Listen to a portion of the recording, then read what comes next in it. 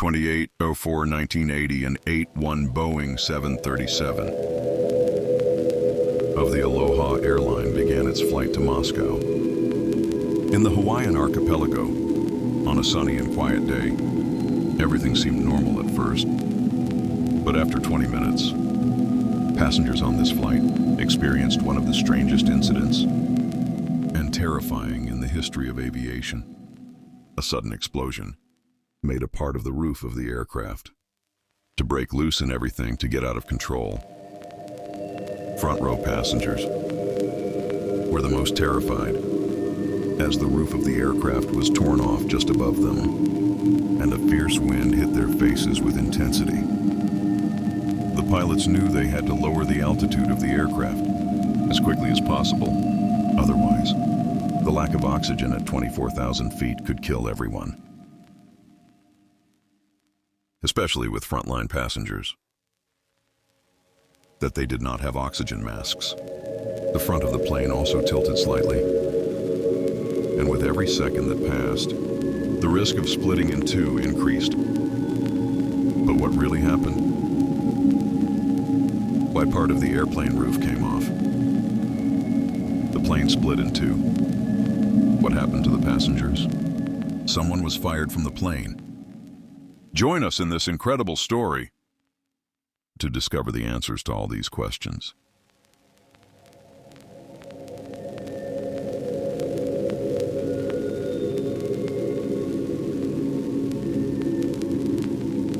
The compass of death.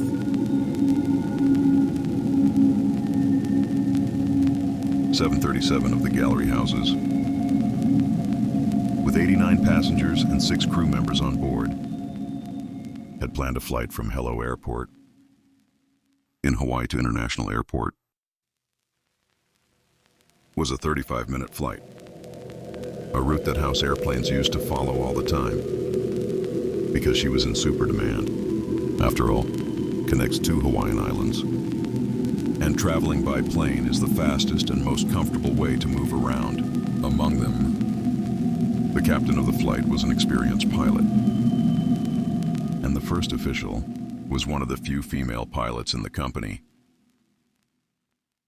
Passengers boarded the plane, settled into their seats, and pilots completed the pre-takeoff preparations.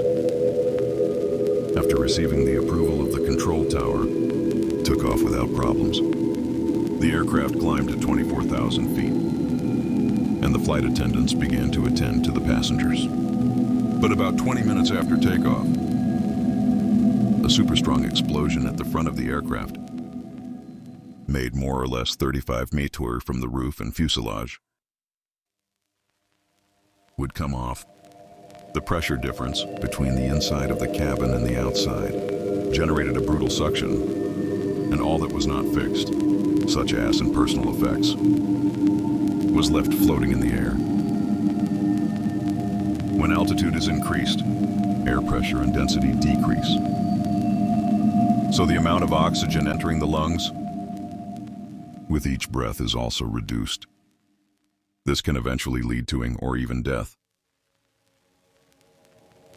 That's why airplanes have a system which compresses the air inside the cabin, making its density almost equal to that of air at ground level. Due to this compression, the pressure inside the cabin is much higher than that of the outside. If a small hole were to form in the fuselage, high-pressure air in the cab would escape into the low-pressure air from the outside at high speed, like a poking balloon, which could cause some sort of explosion.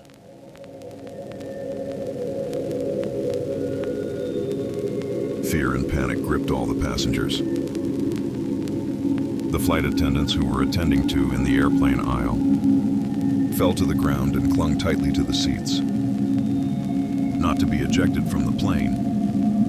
Front row passengers were much more frightened, as the fuselage of the aircraft over their heads had broken off, and the wind was so strong that little by little, it was difficult to breathe. The pilots quickly put on the oxygen masks, aware that they had to descend in altitude immediately. Air pressure and density at 24,000 feet were too low, and if they did not act fast, passengers would have serious problems, especially those in the front rows, because the roof over them has been torn off, did not have access to the oxygen masks. The pilots declared an emergency and requested air traffic control the coordinates of the nearest airport for an emergency landing. The controller informed them that runway number 2 at Kahului Airport was ready. It is worth mentioning that the front part of the aircraft was somewhat inclined, and there was a possibility that the aircraft could be split in two.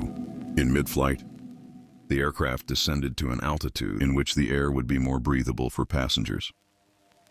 The pilots followed the necessary procedures for an emergency landing. But when they tried to test the landing gear wheels to ensure that they were all deployed correctly, the headgear sensor light did not turn on. The pilots informed the traffic control of this and requested ground assistance, such as firefighting and medical services. Landing without the front gear could be extremely dangerous and cause an aircraft that had not yet been broken in the air probably broke when it touched the ground, causing a total tragedy. The plane was approaching Kahului Airport, while firefighters with remote cameras watched him curiously. They were able to see that the front axle was deployed and quickly reported this good news to the pilots of flight number 243. With a lot of effort, the pilots lined up the aircraft with runway number 2 and successfully landed. The plane finally made landfall, and emergency teams began immediately to evacuate passengers. All passengers survived, but there were no signs of one of the most experienced stewardesses, Clear Bell Lansing, with 37 years of experience, had disappeared. It seems that the strong suction caused by the depressurization had expelled her from the plane. At the time of fuselage explosion, the cabin master was in the hallway near row 5, was thrown from the plane and fell into the ocean at 24,000 feet altitude, or what is the same, 7.3 fempire downward. The U.S. Coast Guard, along with helicopters, airplanes, and other ships, conducted a 3-day successful search. However, his body was never found. The agents of the National Security Board in U.S. Transportation quickly moved to the accident site to investigate what had happened, how a piece of the fuselage could come off of a Boeing 737. That was the big question. That was on the minds of researchers. Another important doubt was how the aircraft had managed to stay intact and not split in two, despite the loss of part of its structure. The investigators concluded that the metal wires passing through the floor of the aircraft were key to maintaining the connection between cabin and tail, preventing them from separating. By analyzing the aircraft's flight records, suspected that the short consecutive flights added to the coastal environment had subjected the fuselage to constant stress. Metallurgical advances.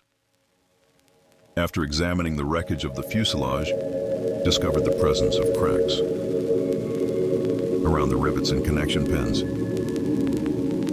During an interview, one of the passengers told investigators who had noticed a crack in the fuselage while boarding the plane, but I had not communicated it to anyone. To join the different sections of an aircraft's fuselage together, a very strong adhesive called epoxy is used. This adhesive is applied so that when the fuselage is under pressure, that force falls on the adhesive and not on the rivets. Opinions, however, researchers found that on the part of the fuselage that came off, the adhesive had deteriorated due to excess pressure, letting all the force fall directly on the pins. This caused that section to begin to develop cracks. Over time, until finally a large part of the fuselage came off. The investigators concluded that the cell houses had poorly maintained its aircraft. For this reason, the National Transportation Safety Board of the United States blamed the grandmother Aloha for negligence in its technical reviews, and also pointed out to the Federal Aviation Administration, FA, for not having stricter regulations. Also urged the authorities to quickly implement new regulations to prevent something like this from happening again. In this section of the video, we would like to ask you a few questions to learn more about their interest in these topics. Knew how the pressure control system works inside an aircraft? Believe that the air compression system is different between commercial aircraft, military, or cargo? Leave us your answers in the comments. And as always, don't forget to like it, subscribe to our channel, and activate the bell so you don't miss any of our next videos. Thank you for joining us.